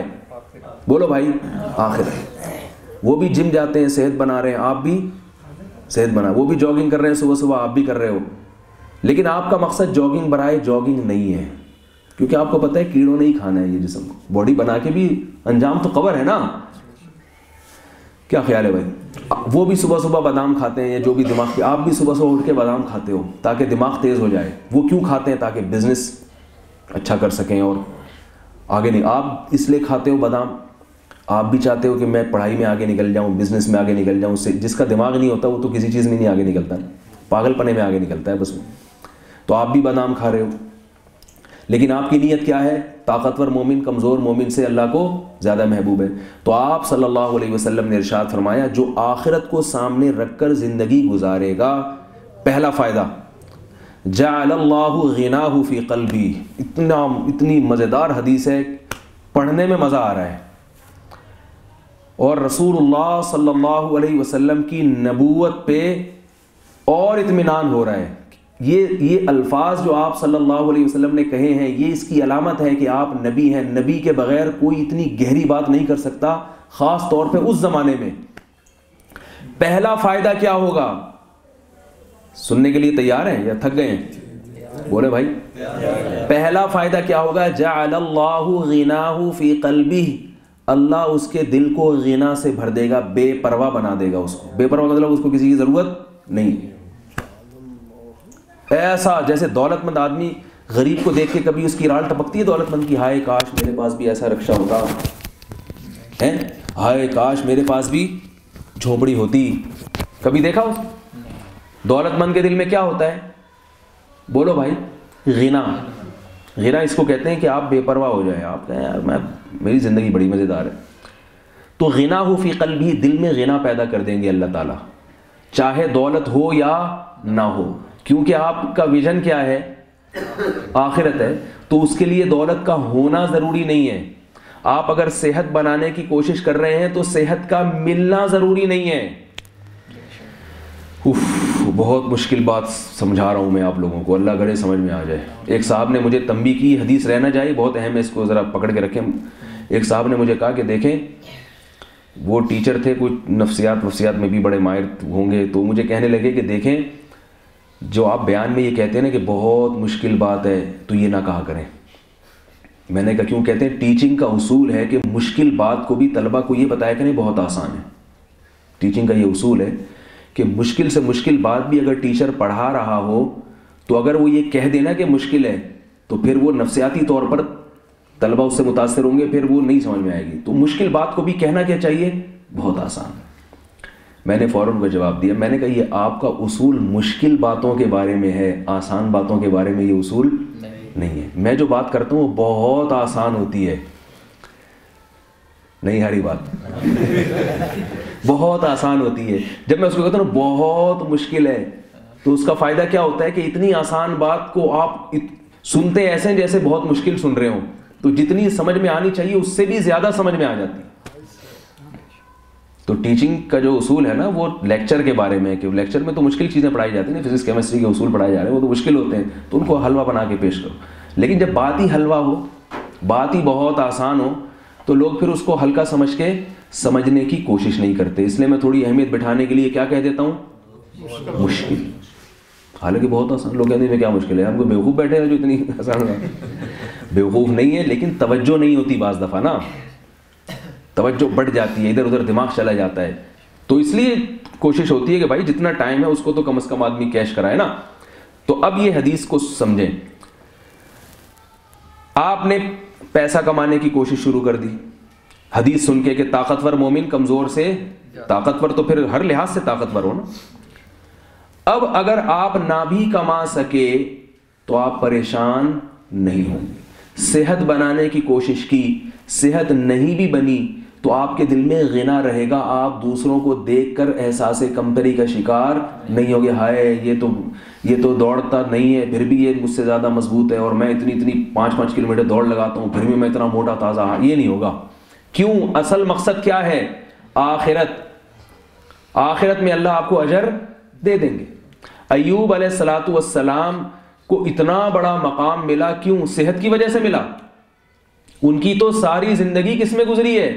بیماریوں میں گزری. اسی بیماری میں صبر پہ اللہ نے ان کو اتنا آزمایا اور اتنا نوازا ہے. وہ بیمار نہ ہوتے تو اتنے کامیاب نہ ہوتے. تو انہوں نے صحت کی حفاظت بھی کی, کوشش بھی کی, مگر صحت ان کو ملی نہیں. تو اللہ نے اسی کوشش اور اسی صبر پہ کیا کر دیا؟ کامیاب کر دیا. کیونکہ صبر بھی کامیابی کا ایک ذریعہ ہے نا. اس پہ آپ بیماری پہ اگر آپ صبر نہیں کریں گے تو اور بیمار ہو جائیں گے. ایوب علیہ السلام نے صبر کیا, جتنی بیماریاں تھیں اتنی ہی رہی ہیں اور بڑھی نہیں ہیں, اور صبر پر ایک الگ اجر ملا ان کو. تو آپ ایکسرسائز بھی کر رہے ہیں اور صحت کی کوشش بھی کر رہے ہیں. کتنے لوگ ہیں, ہم نے جب چھوٹے بچے تھے نا تو ہم تو اس میں ڈرامے دیکھا کرتے تھے. ڈرامے دیکھنے نہیں چاہیے, لیکن بچپن میں کچھ دیکھے ہوئے ڈرامے ہیں تو ڈرامہ تو ڈرامہ ہی ہوتا ہے, لیکن اس میں سبق آموز ڈرامے بھی ہوتے تھے. وہ بعض ایسے ڈرامے جو دماغ میں رہ گئے. اس میں ایک ڈرامہ دکھایا تھا کہ ایک بچے کا ویژن یہ تھا, اس کا مقصد تھا میں پائلٹ بنوں گا.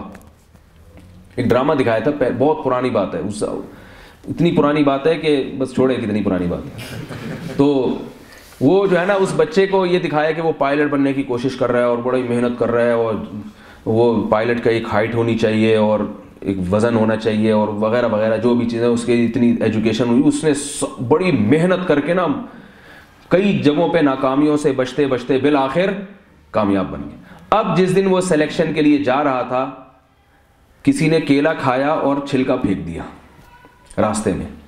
اس کا پاؤں آیا چھلکے پہ اور وہ بہت بری طریقے سے گرا اور اس کی ٹانگ ٹوٹ گئی, فریکچر ہو گیا, اور وہ پائلٹ کے لیے مسترد ہو گیا. تو اس ڈرامے میں دکھایا گیا کہ آپ کی ایک چھوٹی سی غلطی دوسرے کو کیسا بیڑا غرق کر دیتی ہے. اور ہوتا ہے ایسے. تو اچھا سبق دیا نا ڈراموں میں. میں ڈرامے نہیں دیکھتا, لیکن آج کل کے ڈراموں کے بارے میں جو سننے میں آ رہا ہے کہ لوگ دکھا رہے ہیں کہ ایسے ڈرامے دکھائے جا رہے ہیں, بیگم کسی اور کی, چکر کسی اور سے چل رہا ہے, بھاگ رہی ہے, یہ دکھائے جا رہے ہیں. تو پہلے ڈرامے میں اب تو دل چاہتا ہے پہلے والے ڈراموں کے جواز کا فتویٰ دے دیں. پرانا دیکھا وہ کیسے ڈرامے تھے بھائی, کیا کیا دکھایا جا رہا تھا اس میں, کیسا لوگوں کی ذہن سازی کی جا رہی تھی کہ بھئی آپ کیلا کھا رہے ہو تو چھلکا تو سڑک پہ نہ پھینکو نا. آپ پتہ نہیں اس قسم کے, تو میرا خیال ہے نہیں, آپ تو چکر بازیاں دکھا رہے ہیں. تو چھلکا تو کم از کم سڑک پہ نہ پھینکے اس سے. لیکن اب میں ایک بات بتاؤں, وہ تو انہوں نے دکھایا کہ وہ بندہ ناکام ہو گیا, جس کا وہ تو خودکشی کے خیالات آئیں گے نا اس کو. تبھی گورے اتنی ترقی کر کے بھی کرتے کیا ہیں؟ خودکشی. جاپان نے سب سے زیادہ ترقی کی ہے, مگر سب سے زیادہ خودکشی کا ریشو کہاں ہے؟ جاپان میں. کیونکہ ان کا الٹیمیٹ ویژن نہیں ہے, یعنی ایسا ویژن نہیں ہے جو اصل ہو, دنیا ہی ہے. جب دنیا میں اتنی محنت کر کے بھی وہ کہتے ہیں ناکام ہو گئے, تو خودکشی نہیں کریں گے تو اور کیا کریں گے؟ میں کہتا ہوں اگر وہ بچہ جو پائلٹ بننے کی کوشش میں, اگر اس کی نیت صحیح ہوتی کہ میں پائلٹ بنوں گا, اپنے ملک کو کا دفاع کروں گا, میں دشمنوں سے اپنے ملک کو بچاؤں گا, کبھی جان دینے کا موقع آیا تو راشد مہناز کی طرح میں جان دوں گا, تو پھر اس کو ٹانگ ٹوٹنے پر اتنا افسوس نہ ہوتا. تھوڑا بہت تو ہوتا ہے کہ ایک انسان کے جذبات کو ٹھیس پہنچتی ہے, اتنا نہ ہوتا, کیونکہ اس کو یہ بات معلوم تھی کہ اللہ کے ہاں مجھے پائلٹ بننے پہ اتنا اجر نہیں ملتا جتنا اس مصیبت پہ, صبر پہ مجھے اللہ تعالیٰ اجر دیں گے. کیا خیال ہے بھائی؟ تو جعل اللہ غناہ فی قلب. اب وہ پھر پائلٹوں کو دیکھ کر احساس کمتری کا شکار بھی نہ ہوتا. تو حدیث میں آتا ہے کہ جس نے آخرت کو مقصد بنایا, سب سے پہلا فائدہ کیا؟ دل میں اللہ اس کے غنا کو بھر دیں گے. بھائی سب سیٹ ہے بھائی, ٹھیک ہے نا, جو ہو رہا ہے ٹھیک ہے, کامیاب ہو گئے ٹھیک ہے, نہیں ہوئے تو بھی ٹھیک ہے, پریشان ہونے کی ضرورت نہیں. ٹینشن فری زندگی, مزے کی زندگی. اور ہم نے تو وہی کوشش کی تھی, ہو یا نہیں ہوا تو کیا کریں, ٹھیک ہے یہی ٹھیک ہے. پھر وہ نماز میں بھی اگر سوئے گا نا تو پریشان نہیں ہوگا. آج اگر کوئی نمازی بن جاتا ہے نا, اس کو نیند آ رہی ہے تو مجھے فون کر کے تنگ کرتے ہیں, حضرت اتنے خوشو و خضوع سے تہجد میں اٹھا, سجدے میں آنکھ لگ گئی, ساری محنت ضائع ہو گئی. یہ بعض صوفی قسم کے لوگ ہوتے ہیں, ان کو اللہ کی رضا مقصد نہیں ہوتی, ان کو اپنی شو مارنا مقصد ہوتی ہے. ایک ہی رکعت ہی پڑی تھی تو یہ تو مزہ ہی نہیں آیا. تو بھائی تم نے اپنا کام کر لیا, اب تہجد میں سو گئے, تو نیند تو اپنے جان کرنا سو, نیند تو اپنے اختیار میں نہیں. بھائی ثواب مل رہا ہے آپ کو, جیسے تیسے عبادت ہو رہی ہے, مزہ آ رہا ہے نہیں آ رہا, تم عبادت کر لو, اللہ قبول کر لے گا اس کو. کبھی انسان کا دل لگتا ہے عبادت میں, مزہ بھی آتا ہے, تو وہ ڈبل نعمت ہے اللہ کی, ثواب بھی مل رہا ہے, مزہ بھی آ رہا ہے. کبھی دل نہیں لگتا, تم نہیں لگتا تو بھائی اللہ نے جو ہمیں کہا ہے وہ تو کرنا پڑے گا نا. تو اس میں ناکامی تو ہے ہی نہیں بھائی. تو جعل اللہ غناہ فی قلبہ, اگر ایک دھیلا بھی جیب میں نہیں ہوگا لیکن دل میں کیا ہوگا, غنا. مالداروں کو دیکھ کر کبھی رال نہیں ٹپکے گی, ہائے کاش میں ایسا ہوتا, ہائے کا کہہ رہے نہیں بھائی, آخرت میں ہم ان سے اللہ نے چاہا تو آگے نکل جائیں. یقینی طور پر تو اگر خوف ہوگا بھی تو اس کا خوف ہوگا کہ اس دوڑ میں پیچھے نہ رہ جاؤں. دنیا کے لحاظ سے بہرحال غنا ہوگا. تو پہلی بات جعل اللہ غناہ فی قلبی وجمع له شملا, اللہ اس کی فکروں کو مجتمع کر دیں گے. دیکھو ایک آدمی کے 50 مقصد ہوں تو وہ پریشان ہوگا کہ نہیں ہوگا, یہ بھی ہو جائے, یہ بھی ہو جائے, یہ بھی ہو, یہ بھی میرا اصل ویژن ہے, یہ بھی ہے, یہ بھی ہے, یہ بھی, چوچو کا مربع بن جائے گا وہ. اور ایک آدمی کا ایک ہی مقصد ہو کہ یار میرا ہدف یہ ہے. اس کی میں ایک مثال دیتا ہوں. چیتا جب دوڑتا ہے نا, چیتا دیکھا ہے چیتا, کتا جب دوڑتا ہے نا, کتا, تو جو شکار کئی سارے مرغے نظر آ رہے ہیں اس کو, تو کبھی اس مرغے کی طرف کبھی اس مرغے, جو بھی پہلے آ جائے اس کو پکڑ کے کھا لے گا وہ. اس لیے کتا پریشان رہتا ہے کہ کدھر جاؤں میں, کون سے والے مرغے کو پکڑوں. آج کل تو کتے مرغے پکڑتے ہی نہیں ہیں, ٹھیک ہے نا. جو برائلر پہ چلے گئے ہیں وہ مرغے, وہ دیسی مرغا ہضم ہی نہیں ہوتا. کتا اگر بھونک رہا ہے نا, تجربہ ہے کہ آپ زیادہ تیز بھونکنا شروع کر دیں, اس سے وہ بھاگ جائے گا, وہ ڈر جاتا ہے, حقیقت ہے. تو یہ شہری کتوں کی, گاؤں کے کتوں پہ اس قسم کا تجربہ نہ کریں آپ لوگ, ٹھیک ہے, اگر کرنا ہے اپنی ذمہ داری پہ کریں. تو چیتا جب شکار کرتا ہے نا, چیتا, تو آپ کبھی ڈاکومنٹری میں دیکھیں, وہ جیسے ہرن کا ریوڑ جا رہا ہے سامنے, تو وہ کسی, میں نے دیکھی ہے, مجھے ہمارے ایک بہت قریبی دوست ہیں, انہوں نے دکھائی, بڑی زبردست ہے. دوست کیا, ہمارے بہت بڑے محسن ہیں, اللہ تعالیٰ ان کی عمر برکت دے. تو انہوں نے مجھے ایک ڈاکومنٹری دکھائی کہ چیتا کیا کر رہا ہے, بہت سارے ہرن ہیں, تو ان میں سے ایک کو سیلیکٹ کرتا ہے کہ کس کو کھانا ہے, کس کا شکار کرنا ہے, اس پہ نظریں گاڑ دیتا ہے. اس پہ آپ کو یوٹیوب پہ ڈاکومنٹری مل جائے گی, آپ سرچ کریں نا چیتے کی اس عادت پہ, آپ دیکھیں تو آپ کو پتہ چلے گا. تو یہ دیکھیں ضرور, دیکھنے سے جو فائدہ ہوتا ہے وہ سننے سے نہیں ہوتا. چیتا ایک ہرن پہ نظر ڈالے گا, یہ ہے میرا ہدف. کیوں ایسا کرتا ہے چیتا, کیونکہ چیتا اتنی اسپیڈ سے بھاگتا ہے, زمین پہ چلنے والے جانوروں میں سب سے زیادہ تیز اسپیڈ چیتے کی ہے.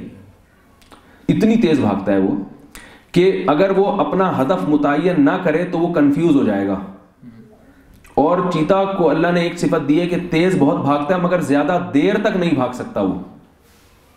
تو اب اگر اس کو یہی نہیں پتا کون سے ہرن کا شکار کرنا ہے, تو دائیں بائیں قلبازیاں کھاتا رہے گا, اور جتنی دیر تک وہ تیز دوڑ سکتا تھا وہ دورانیہ سارا شکار کو متعین کرنے میں ہی ختم ہو جائے گا. ہدف متعین ہی نہیں ہوگا کہ وہ اس کا اسٹیمنا ختم ہو چکا ہو. تو چیتا پھر ایک کو ہدف بنا کے اس کے پیچھے بھاگتا ہے, اتنی اسپیڈ سے بھاگتا ہے. پھر اس ڈاکومنٹری میں آپ دیکھیں گے کہ دائیں بائیں جتنے ہرن آ رہے ہیں ان کو نہیں دیکھے گا, حالانکہ ان کا شکار کر سکتا ہے وہ, مگر چیتا ان پہ ٹائم ضائع نہیں کرتا. وہ بھاگتے بھاگتے جو ہدف ہے نا اسی کو جا کے پکڑے گا, اور اسی کو کلابازی کھا کے گرائے گا, اور اسی کو کھائے گا. کیوں چیتا یہ کام اس لیے کرتا ہے, ذہنی ٹینشن سے بچنے کے لیے.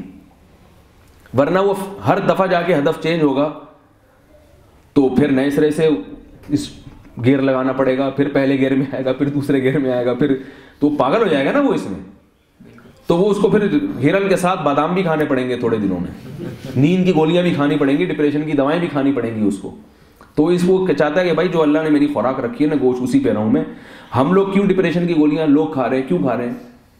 اس لیے کہ اتنے سارے مقاصد ہیں سامنے کہ وہ زندگی ایک چوچو کا مربع بن گئی ہے, یہ بھی کرنا ہے, اور اس میں بھی نہ ساری چیزوں میں تو آپ کامیاب نہیں ہو سکتے.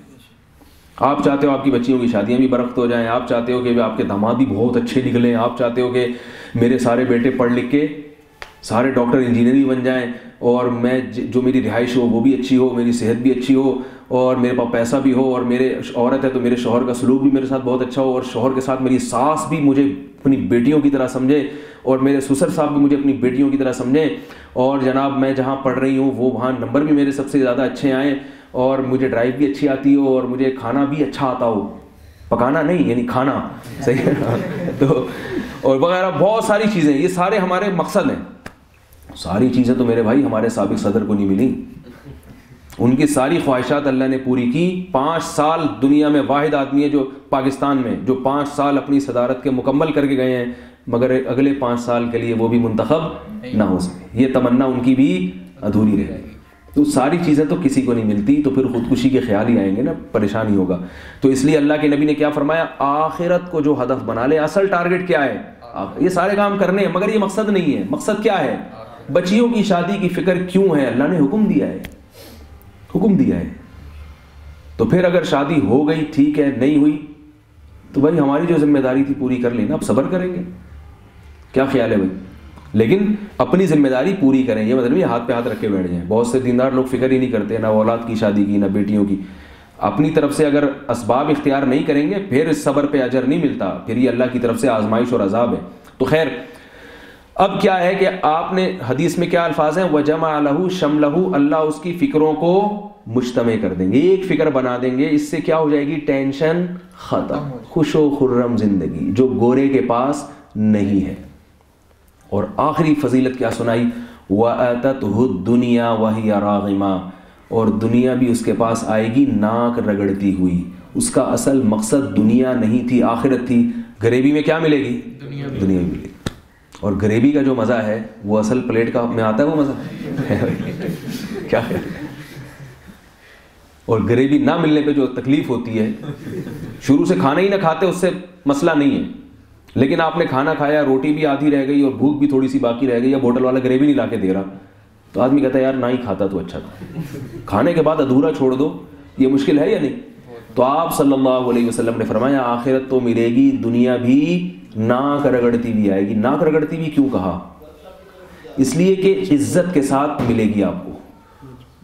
جو آپ کے سامنے ناک رگڑتا ہوا آ رہا ہو, آپ کا غلام بننے کے لیے تیار ہو, تو وہ آپ کو ملتا بھی ہے, اور اس میں عزت کس کی ہوتی ہے, آپ کی. اور ایک چیز ہوتی ہے آپ ناک رگڑتے ہوئے کسی سے کوئی چیز لیں تو وہ چیز تو مل جائے گی مگر آپ کی عزت نہیں ہوگی.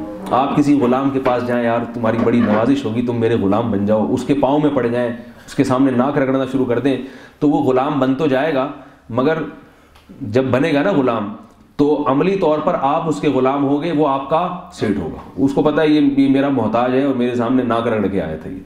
تو ایسے اللہ دنیا دیں گے. اور اگر اس کا برعکس کر لیا, دنیا کو سامنے رکھ کر زندگی گزاری, من کانت الدنیا ہمہ, دنیا کو سامنے رکھ کے زندگی گزاری, جعل اللہ فقرہ بین عینیہ, فرمایا اللہ اس کی آنکھوں کے سامنے فقر و فاقہ رکھ دیں گے. دولت ہوگی تو بھی ہر وقت ڈر لگا رہے گا, یار کہیں ایسا نہ ہو جائے, کہیں ایسا نہ ہو جائے, ہائے. تبھی تو لوگ بعض کتنے دولت مند ہیں صدقہ و خیرات نہیں کرتے, کم نہ ہو جائے پیسہ. ایک صاحب مجھے ملے تو میں موبائل کی دکان پہ کھڑا تھا, وہ میرے بہت قریبی دوست ہیں, اگر وہ میرا بیان سن لیں تو یہ نہ سمجھے کہ میں ان کا راز فاش کر رہا ہوں, کیونکہ وہ یہ واقعہ میرے اور ان کے علاوہ کوئی بھی نہیں جانتا, اس لیے یہ راز فاش کرنا نہیں ہے. وہ بھی میرا بیان کبھی کبھار سنتے ہیں, تو بھائی سمجھ گئے نا, جو میں ان کو سے خطاب کر رہا ہوں, جو میرا بیان سنتے ہیں وہ, تو بھائی یہ آپ کی بات میرے پاس ہے اور کسی اور کو میں نام نہیں بتاؤں گا, آپ کو کچھ بھی ہو جائے, ٹھیک ہے نا. تو وہ میں موبائل خرید رہا تھا تو وہ بھی میرے ساتھ کھڑے ہوئے, تو میں نے ان سے کہا یار آپ اتنا سستا موبائل کیوں لے رہے ہو, آپ کے پاس اتنا ماشاءاللہ پیسہ ہے تو آپ ذرا مہنگا والا موبائل لے لو. تو انہوں نے کہا نہیں یار یہ فلانا ڈمکانا, اور میں جتنا پیسہ دکان سے, بڑا بزنس ہے ان کا, میں کماتا ہوں تو میں انویسٹ کر رہا ہوں اس کو, نہیں کما رہا ہوں تو میں کیا کر رہا ہوں, آگے میں نے اتنے پلاٹ خریدے, اتنی دکانیں خریدیں, اتنے یہ وغیرہ وغیرہ, جو چیز خریدی ہے وہ نہیں بتاؤں گا تاکہ کوئی پہنچ نہ پائے نا ان تک, فردی چیزیں بتا رہا ہوں.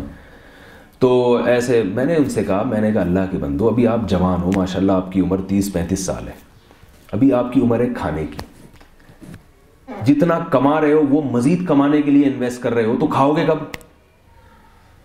میں نے کہا ابھی آپ اچھا موبائل رکھ لو, اچھے موبائل سے سہولت ہوتی ہے, نیٹ اچھا چلتا ہے اس پہ, بیانات ڈاؤن لوڈ کرنے میں سہولت ہوتی ہے, اس پہ بہت سارے سافٹ ویئر ہوتے ہیں. کوئی غلط استعمال کرے تو ایک الگ بات ہے, لیکن وہ تو صحیح استعمال کرنے والے آدمی ہیں, اس لیے ان کو میں نے ترغیب دی. میں نے کہا اچھا موبائل رکھ لو, پھر گاڑی اچھی رکھ لو. نہیں گاڑی نہیں ہے, گاڑی تو سستی سی رکھی ہوئی ابھی یوں. میں نے کہا بھائی یہ 30-35 سال ابھی آپ ہو گئے تو یہ کھانے کی شروع ہو چکی ہے عمر, یہی سمجھ میں نہیں آ رہا کہ بھی کھانے کی عمر ہے. میں نے کہا آدھے پیسے انویسٹمنٹ میں لگایا کرو, آدھے کھا لیا کرو, چلو اتنا کر لو. میں نے کہا ہم ہوتے تو سارے ہی کھا لیتے, ہمارے تو انویسٹمنٹ کا دل ہی نہیں کرتا بھائی, موت کا کیا پتا یار, کل مر جائے, کھا کے مرو تو اچھا نہیں ہے کیا؟ ٹھیک ہے, جیب سے موبائل تو اچھا نکلے کم از کم, اس سے اچھی طریقے سے غسل دیں گے لوگ. غریب آدمی کو تو غربت عیب نہیں ہے, یاد رکھو, یہ بار بار بتا دوں, اگر وہ غریب ہے تو عیب نہیں ہے, یہ ذہن میں رکھو. اپنی نااہلی سے غریب بننا یہ عیب ہے. ہمارے نبی جو غریب تھے وہ اپنی معاذ اللہ اپنی نااہلی سے نہیں تھے. ہمارے نبی کے پاس بہت دولت تھی, صدقات و خیرات کر دیا کرتے تھے, اللہ پہ توکل کرتے تھے, اس لیے مسکین تھے.